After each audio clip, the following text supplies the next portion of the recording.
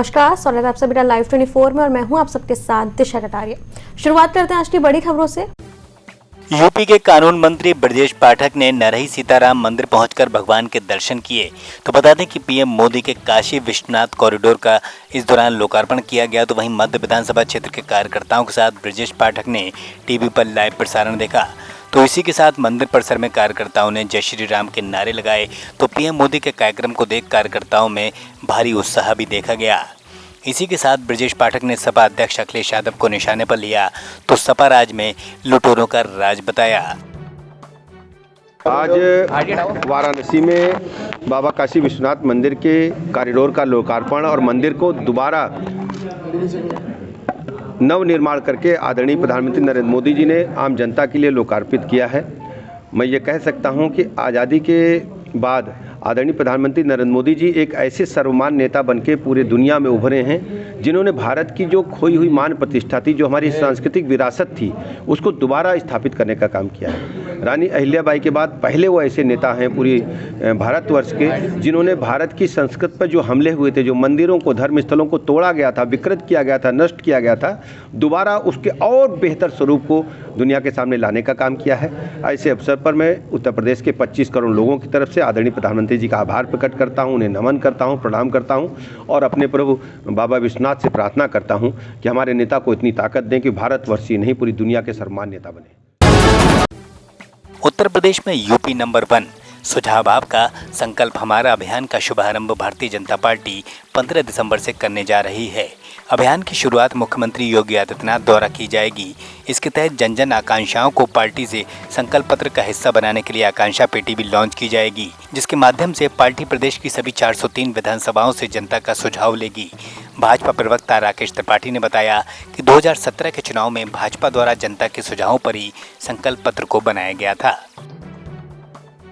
2017 के विधानसभा चुनाव से पहले भी भारतीय जनता पार्टी ने जनता से सुझाव लेकर के संकल्प पत्र बनाया था और उस संकल्प पत्र को 5 साल में हमने लागू करके दिखाया है। अब जो 2022 का चुनाव आ रहा है तो हम जनता के द्वार फिर जा रहे हैं, जनता से सुझाव लेंगे कि कैसे उत्तर प्रदेश को नंबर 1 उत्तर प्रदेश बनाया जाए और इसके लिए जनता के सुझाव पर संकल्प पत्र अपना फिर भारतीय जनता पार्टी जारी करेगी। इसके लिए 15 दिसंबर से सुझाव पेटिकाएं ईमेल, टेलीफोन के माध्यम से, SMS के माध्यम से, अलग अलग विभिन्न सोशल मीडिया के प्लेटफॉर्म से हम जनता से सुझाव लेने का काम करेंगे और फिर जनता का संकल्प पत्र बनाएंगे। पीएम मोदी के द्वारा बाबा काशी विश्वनाथ कॉरिडोर के उद्घाटन को लेकर कांग्रेस पार्टी के प्रवक्ता ने तंज कसा। तो साथ ही उन्होंने कहा कि भगवान सब देख रहा है। भाजपा के नेता भगवान को अपनी राजनीति के लिए इस्तेमाल करते हैं तो भाजपा के अहंकार को भगवान भोलेनाथ सफाया कर देंगे। भाजपा सरकार में लोगों का उत्पीड़न हुआ है, महिलाएं सुरक्षित नहीं हैं। तो साथ ही इस दौरान उन्होंने जमकर योगी सरकार को भी निशाने पर लिया। अब चुनाव के समय बीजेपी के नेताओं को काशी की याद आ रही, भोलेनाथ की याद आ रही, लेकिन जब काशी में भोलेनाथ के भक्त बिना ऑक्सीजन और बेड के अपनी जान गंवाने को मजबूर थे भाजपा सरकार की वजह से, तब वहां पर नजर नहीं आए भाजपा के नेता, आइसोलेट थे। भोलेनाथ के भक्तों पर रोजगार मांगने के नाम पर लाठी से पिटवाने वाली बीजेपी सरकार को और उनके नेताओं को भोलेनाथ माफ करने वाले नहीं।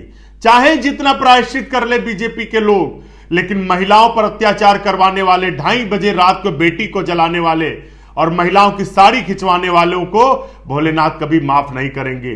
देश में नोटबंदी करके पूरे देश की अर्थव्यवस्था डंप करने वालों को भोलेनाथ कभी माफ नहीं कर सकते। भारतीय जनता पार्टी सिर्फ और सिर्फ चुनावी राजनीति के लिए भगवान काशी में भोलेनाथ को याद कर रही है, लेकिन कभी वो भोलेनाथ के प्रति दिल से सम्मान नहीं करती। अपना दल एस पार्टी के अल्पसंख्यक मंच के नवनियुक्त प्रदेश अध्यक्ष अहमद खान मंसूरी झांसी पहुंचे। पार्टी के कार्यकर्ताओं ने हार फूल माला पहनाकर उनका जोरदार स्वागत किया।